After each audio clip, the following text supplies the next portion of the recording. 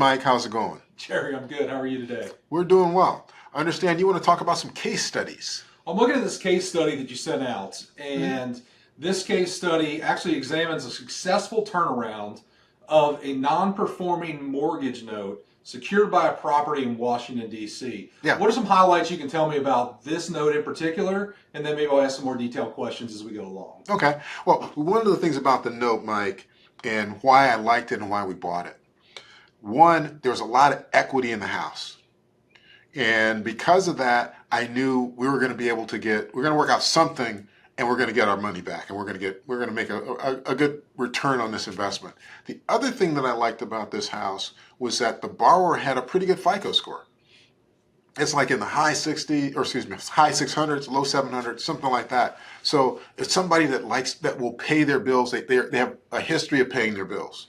So net result, again, it seemed like this is a note that, and a borrower that we ought to be able to work with in order to be able to do something with this property.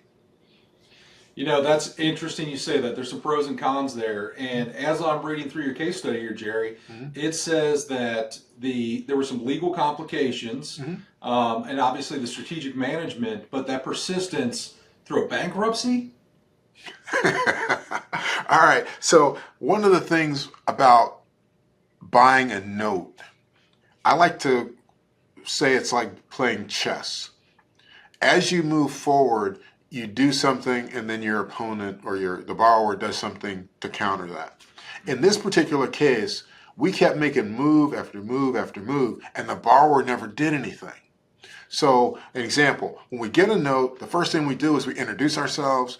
We try to start a dialogue with the borrower to get them to talk to us so that we can negotiate what are we going to do about this. You know, the note's not going to go away until we negotiate something on behalf of what we're doing. This borrower never did that, and that result is we had to keep escalating step by step. And every time we escalated, we took an option away from them. And then ultimately, you asked about the bankruptcy. So the way we got to the bankruptcy, first we sent him all the letters, we gave him all the phone calls, we had people knocking on the door, try to get his attention, never got his attention. So then we escalated. We went to foreclosure. And there's a process for foreclosure. Just before, he never responded until 2 weeks before the auction. At that time, he filed for bankruptcy. Well, in chess, that basically put him in check because you can't, at that point, there were no more moves left for him and he lost all control. Where before we could negotiate, now we have to do everything through the courts, and the courts determine your payment, how much you owe, all this other stuff.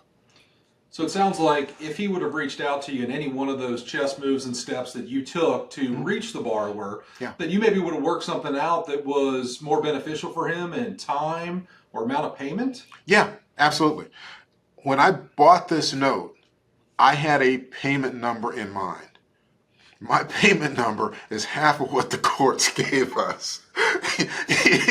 I was going to make good money off of this note no matter what, because I felt that the easy answer is I can give the borrower a lot of relief by cutting him a really good sweet deal that would be a great sweet deal for me.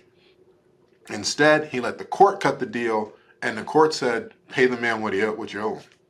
And I can't do anything about it. Well, I wouldn't want to do anything about it because the court gave it to me. So it sounds like in that process, the court has mandated that he's going to have to pay more now than he would have on a monthly basis to satisfy the loan. Yes. So the way this deal worked out, the court said that he had to pay us off within 60 months. So they asked, how much does he owe? They took the total number, divided it by 60, and said, this is your new payment. Before bankruptcy, his payment was $369 a month. After bankruptcy, it's about $2,000 a month. Well, that's a big difference. How's he doing with the repayment schedule? Is he still making payments on time? He is. He's struggling, and I can tell. Because it's not like the payment comes in on the first of the month every month, that kind of thing. So he's struggling to make those payments. He's incentivized because unfortunately, when you go into bankruptcy, it doesn't stop the foreclosure, it just pauses the foreclosure. So if he were to stop paying, they kick him out of bankruptcy, and then we just finish the foreclosure. Jerry, I'll tell you what, you're good at what you do because you answered my next question before I got a chance to ask it. What happens if he doesn't make the payment? And you've already answered that for us. If he doesn't make the payment, the house will go to auction. It will go to foreclosure. It goes to auction. And at auction, I get the rest of the money that I'm owed. So either way, you're going to end up with the same amount of money, whether he chooses option A or option B. Yes. And he wants to stay in the house, right? He wants to keep the house. He wants to keep the house. Yeah.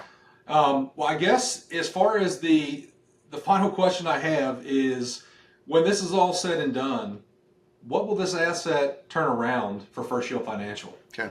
It was one of our better performing notes. We're going to make 500-600% return on our capital investment in that note. And like I said, it's primarily because I thought I could get through this thing really quickly by cutting a quick deal with the guy, cutting his debt down dramatically, getting paid off. It didn't work that way, which is unfortunate for the borrower, very fortunate for us. And obviously my investors are very happy with the kind of return that they got off of this. Well, Jerry, I'll tell you what, it sounds like from First Shield Financial's management of the asset, multiple strategies to be able to capitalize, that you brought your investors a good return. And that's what they're looking for when they invest with First Shield Financial.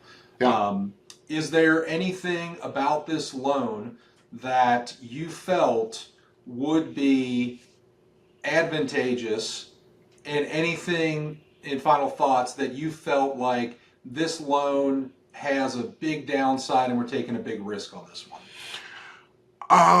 No, there's really, when we looked at the loan, the borrower had more equity in the house than they owed to us.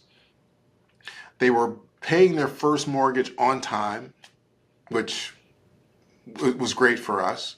So everything it didn't feel like there were a lot of issues or problems that we could run into.